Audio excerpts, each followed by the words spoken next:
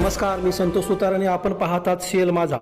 संजय गांधी निराधार योजना चंदगड तालुका अध्यक्ष तथा सामाजिक कार्यकर्ते लक्ष्मणराव गावडे तसेच जिल्हा परिषद सदस्या सौ राजश्री गावडे यांच्या कार्यालयास कोल्हापूर जिल्हा परिषदेच्या शिक्षण वार्ता सभापती सौ शीतल प्रवीण यादव आणि प्राथमिक शिक्षण अधिकारी सौ मीना शेंडकर यांनी सदिच्छा भेट दिली. या भेटीदरम्यान चंदगड तालुक्यातील शिक्षण क्षेत्रासमोरील विविध प्रश्न, विद्यार्थ्यांच्या शैक्षणिक गुणवत्तेचा विकास, ग्रामीण भागातील शाळांच्या पायाभूत सुविधा, शैक्षणिक उपक्रमांची प्रभावी अंमलबजावणी तसेच शासनाच्या विविध योजनांचा लाभ विद्यार्थ्यांपर्यंत पोहोचवण्याबाबत सविस्तर चर्चा करण्यात आली. तालुक्यातील शाळांमध्ये गुणवत्तापूर्ण शिक्षणाची अंमलबजावणी, डिजिटल शिक्षणाला चालना, विद्यार्थ्यांचा सर्वांगीण विकास आणि शैक्षणिक वातावरण अधिक सक्षम करण्यासाठी आवश्यक उपाययोजनांवरही यावेळी विचारमंथन करण्यात आलं.